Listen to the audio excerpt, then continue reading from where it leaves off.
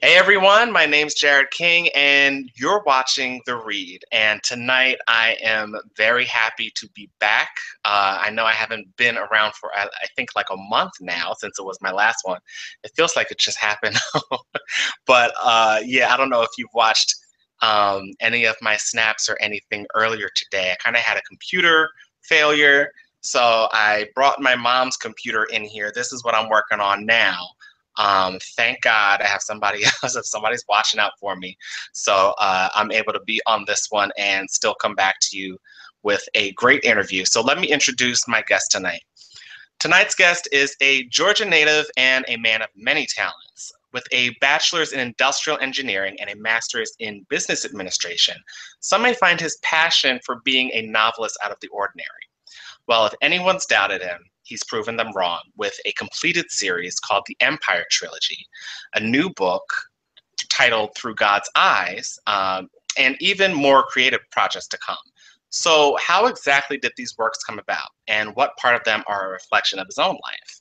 Find out now as I interview author Terry J. Benton. Hey, Terry, how's it going? Jarrod, thank you so much for having me. Good. Good, awesome, awesome. I'm glad to have you here. I know we had talked. I think it's been months in the making of this, hasn't it? Yeah, it So I has. know a lot has happened now. You released your new book. When did you release the new book? I actually just released it a couple weeks ago, so it's fresh off the presses. Awesome, awesome, awesome. All right, so we're gonna jump into the details of the new book, but let's catch everybody up to speed about you. So you grew up in Sylvania, Georgia, and in your bio on your website, it mentions that after surviving high school, you moved to Atlanta for college. So as writers, I know that we make sure that there's meaning in every word. So when you say surviving high school, of course I have to read into it. So what do you really mean by surviving high school? I mean, was it really a time of survival? And if so, why? Mhm. Yeah, so I think that surviving high school high school in itself is a time of survival for most people. I don't know many people who had a completely blissful 4 years in high school. So, that's around a time when, you're trying to figure out exactly who you are, you're trying to fit in, especially with me, that was a time when I was really trying to understand like my sexuality because I didn't come out until after I left home in college. So it was a really interesting time, at times tough, but but I survived, and now I have a lot of interesting experiences to write books about. So. Okay, awesome, awesome. So I expect we'll have some interesting answers for some of the Mhm. questions that are coming up, but let me ask you about this. So now, in the intro, I had mentioned that you have a bachelor's in industrial engineering from Georgia Tech and a master's in business administration from Georgia State. So how does one go from those areas to something as opposite on the spectrum as fiction Mhm. Yeah, so I like to think that I utilize both sides of my brain. So I love math and science, but I'm also super creative. Writing and stories and books has been something that's always been with me, even as a child. I was a kid that in elementary school that went to the library and participated in the summer reading club for the little Pizza Hut coupons that you get every time you finish a certain number of books. So, that's just something that's always been a part of me. So, and actually, working in engineering and businesses really benefited my writing, surprisingly, because I come from such an analytical background that I'm able to incorporate that into my writing when I'm planning out stories and like plot twists and developing the plot and the characters. So um, I hear a lot of people ask authors if they're plotters or pantsers. I'm definitely a plotter, and I think I can lend that to my analytical background. That's good. That's awesome. I'm glad we have something in common because I feel like a lot of times when I talk about whether you're a plotter or a pantser, I'm like, I'm always running into pantsers. Mhm. No offense to them, but I'm definitely a plotter as well. So I can appreciate that. I'm like, let me figure out what I'm doing before I know what I'm going into. Yeah, I know So, some people who can write an entire novel and just pants it and then fix it in editing, and I would have a panic attack if I had to do yeah. that. Yeah. So let me ask you, you've since started a blog with your own writing advice. So why do you think it's important to work with, less experienced authors as a successfully published author? Mhm. So I definitely think it's important to reach back and use your experiences to help someone else because when I first started writing, it's not something I really share a lot with people, but I didn't have the best experience with, authors wanting to help me and offer advice. So I was kind of met with a cold shoulder by a few people. So, I really had to just go out on my own and sort of, learn by trial. And, now I'm at this point where, I've worked with professional editors and, I've worked with a lot of different critique partners and other experienced published authors. And, I just want to be able to give back and sort of help the people and, sort of break the cycle of, established, knowledgeable people not really wanting to take the time to really nurture and help people who are, coming up behind us. Hmm. Yeah, I appreciate what you're doing because I've had a few people kind of ask me as well, just kind of some tips about writing, and there's definitely a need for more people like you out there, just kind of giving some advice because people need it. So that's a really good thing you're doing, and I hope you keep it up. Have you what was your latest blog post about? What have you been writing about? So I'm actually doing a 6-post series, and I'm a little behind, so forgive me. I took some time off to travel for a bit, but so I'm doing a 6-post series about my writing process, and it's basically a behind-the-scenes look at how I bring a concept from just an idea in my head all the way up to being ready to draft. So I always get a lot of people who come up to me and say, hey, I know you write books and I have an idea for a book, but I have no idea what to do. So the purpose of this is to be able to point them to my blog where they can go and get step by step, sort of instructions on my process and how I do it that's, might help them, figure out their own process. All right, awesome. So if I have anybody ask me questions, I will point them to you because I have a horrible time of actually verbalizing it. Mhm. So yeah, I have a link to now that I can send people to. Yeah, absolutely. Send them my way. Will do. Okay, so your debut series was the Empire trilogy. Mhm. So for those of us who haven't yet jumped in, what's that story generally about? Okay. So the Empire trilogy, the first book is called Prelude to an Empire. And it stars a character, his name is Russell Wright. And at the beginning of the story, he's contemplating suicide. And so he's sitting in his car and he's thinking about, like all the stuff that's happened to him in his life that led up to that point where, he's like, I can't take it anymore. And, I'm ready to end everything.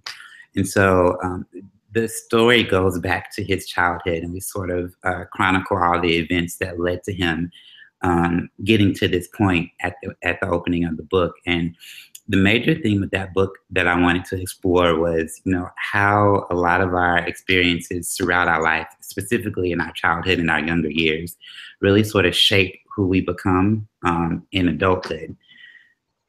Okay. All right, cool. So would you consider that trilogy more like a thriller or like a suspense? Because what I kind of got from that, I mean, and even with some of the sequel Mhm. titles, what was the second one called? The Stiletto Mafia? Yes. Okay, I got it right. I was trying to make sure. So yeah, I mean, so stuff like that. Like, is it more like a thriller or like a suspense series?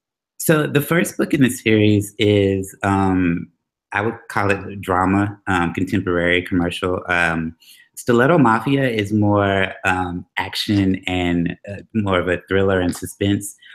With Stiletto Mafia, I wanted to do something completely different, and that's one of the joys of self-publishing is you're able to take your books in whatever direction that you want to go in, and I wanted to take a chance with the story and like really like switch stuff up and give readers and fans of the first book, something that they might not be expecting. And surprisingly, it was received really well. I know a couple of people who Stiletto Mafia is their favorite book in the series, so and it's of course my favorite too. Very cool. Very cool. I know that's kind of a big risk to kind of Hmm. jump a little bit from the genre, but it seems like you were able to pull that off. So now you're jumping into something else from that realm with your latest release. So you're moving into more what I would say is kind of like a relationship drama with Through God's Eyes. Is there any fear that fans of your earlier work may not find this new book appealing? No, not really. My fans have been really good. Like all the readers of Empire Trilogy, especially with Stiletto Mafia and how I was able to change up things and change up the story.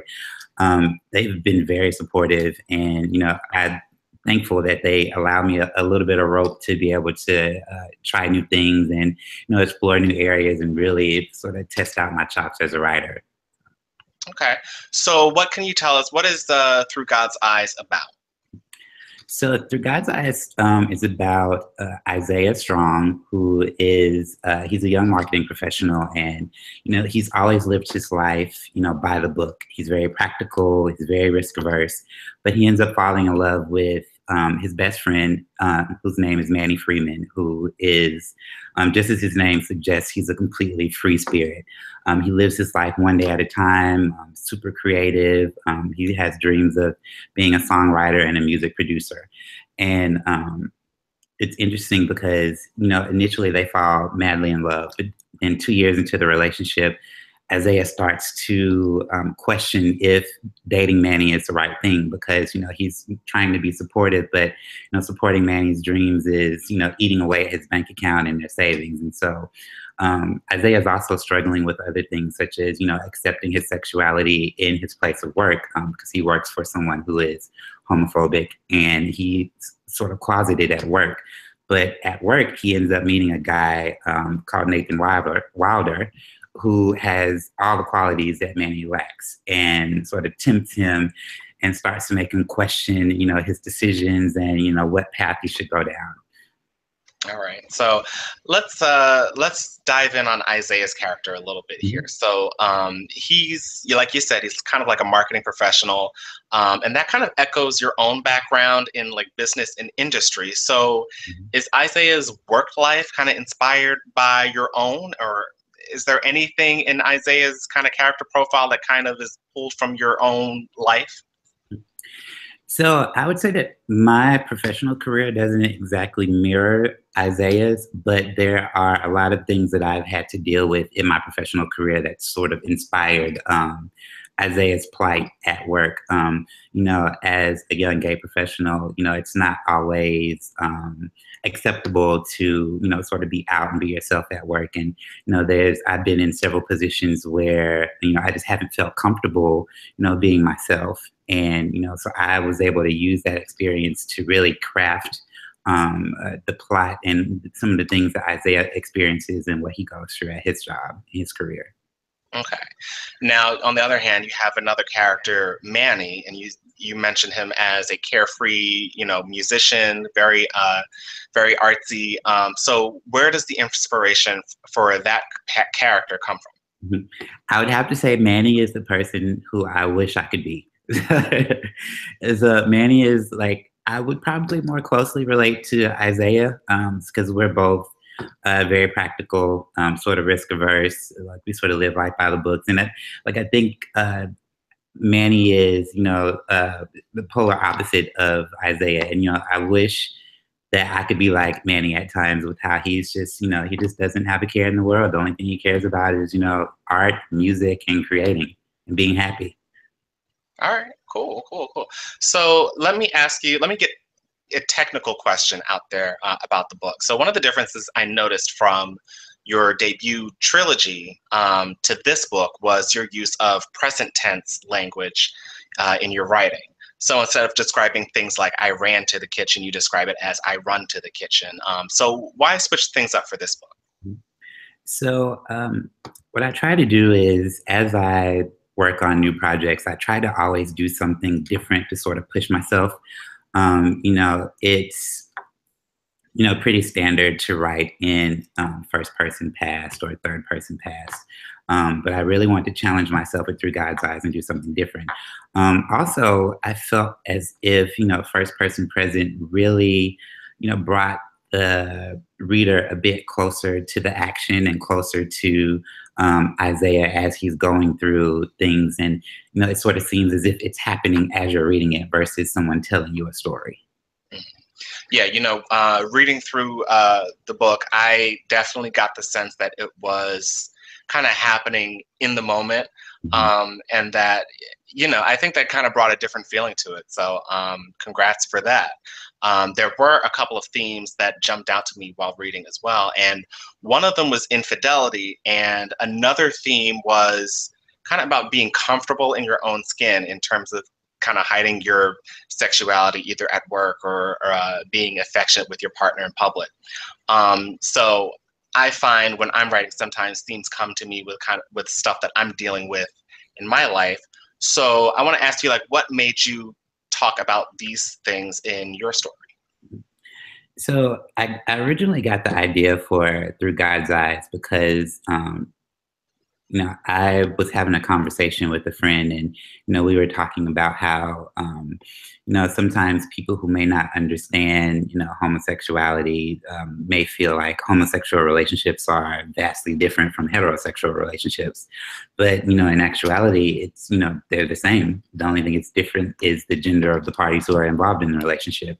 So I said that I really wanted to craft a story that showed a lot of the macro and micro issues that people face in relationships, not just gay people, but straight people as well. So I think you'll find that a lot of straight people can identify with a lot of the things that Isaiah and Manny experienced throughout the course of the book, because there are people who have dealt with infidelity. I've dealt with it before in previous relationships.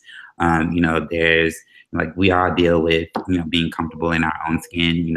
It's a daily battle.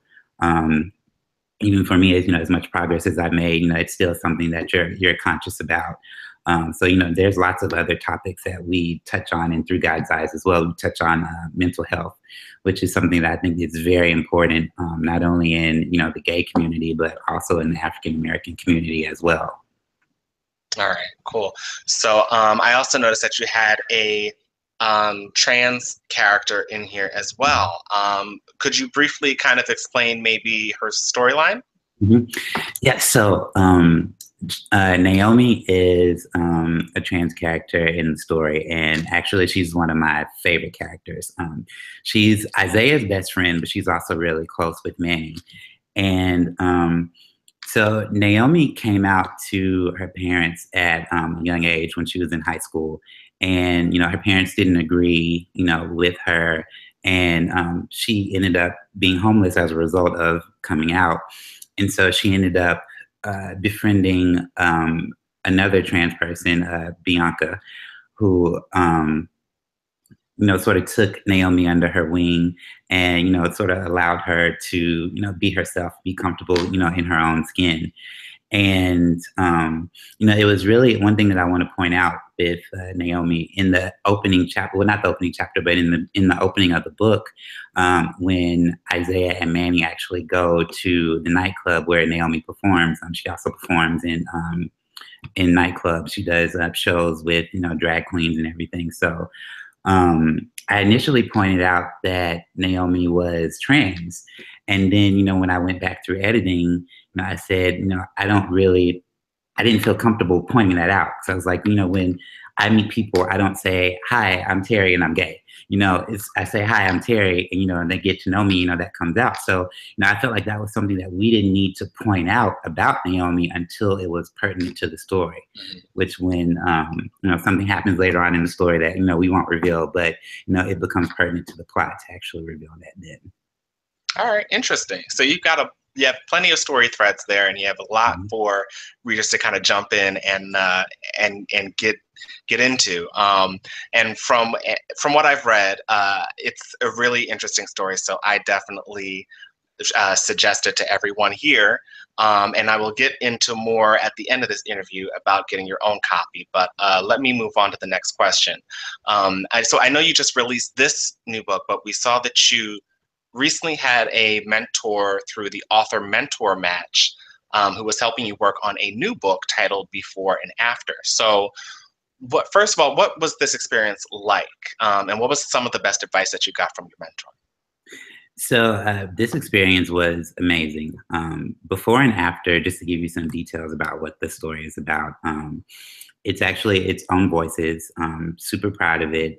It stars a gay Black teen, which I felt was very important because, especially in the realm of science fiction and fantasy, because there aren't very many Black gay main characters who are central to the story in science fiction and fantasy. So I really wanted to have a story where a Black gay character is at the forefront. And in Before and After, it's about the main character. His name is Alexander Kyle, and he accidentally kickstarts the apocalypse and unleashes the spirits of the four horsemen of the apocalypse. Wow. And when death possesses his younger sister, his 10-year-old sister Adeline, he has to go on like sort of a quest or an adventure to save her. That sounds really interesting. So I'm gonna have to keep a lookout on that. So when could I know it's early, but when can we maybe expect to see this next one? Well, I'm trying to take Before and After the traditional route. So it might be some time before, it's actually available to the public. But, to answer your original question, I didn't want to get sidetracked.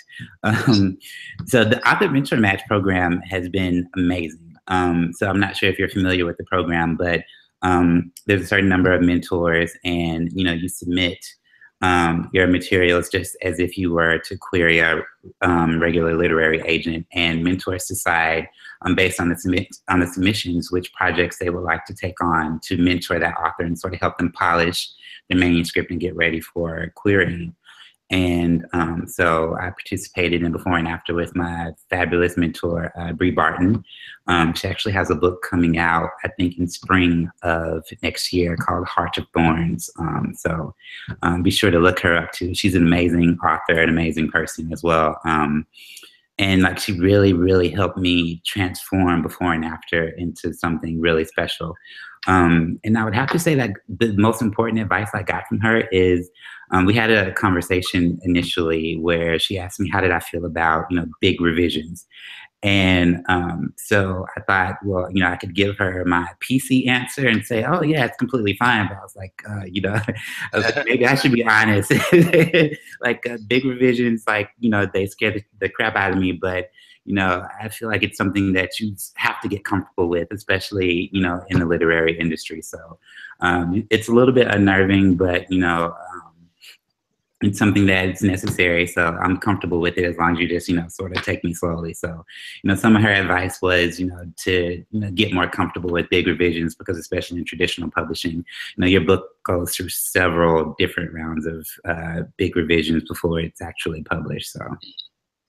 All right. Well, I wish you the best of luck with traditional publishing. I know that can be tough. I mean, it's super competitive now. And, but I'm sure you're working with somebody, and I feel as though I believe in you. I think you're going to get there, and we'll probably see your book in Barnes and Noble someday. So I'm hoping for you. Thank you. Same to you. Thank you. Thank you. Hopefully I will get there some way. We'll see. So where can people find out more about you? You can find out more about me at my website at www.tjbenton.com. You can also follow me on Twitter at Terry J. Benton. You can follow me on Instagram. Ice Cream Vice Lord is my Instagram name. Always tweeting and posting about current whips and new projects. So, okay, awesome. So Terry sent me an email yesterday, and he mentioned that he is willing to give away a free signed copy of his book. So what I'm going to do is I'm going to put up a clip of this show of like our question and answer session. I'm going to put it up on Twitter, and I just want you guys to retweet it. And anybody who retweets it is entered into a chance to win the free copy of the book. So, make sure that you get on there, make sure that you retweet it. Even if you want to make another account, you get 2 chances. Do what you want to do, but we're giving away a free book. All right. Anything else you want to say about the offer? No, good luck. Yeah, follow, retweet. Good luck, and book's ready to go. So hope you'll enjoy it. Okay, awesome. Thank you so much, Terry, for joining me tonight. I appreciate it. I appreciate your time, and I think we had a great conversation tonight. I can't wait to see what else comes up for you. And I'm rooting for you, man. So thank you. All right, thank you for having me, Jarrod. All right, and everybody else, thank you for watching. You all have a great night. I will talk to you soon.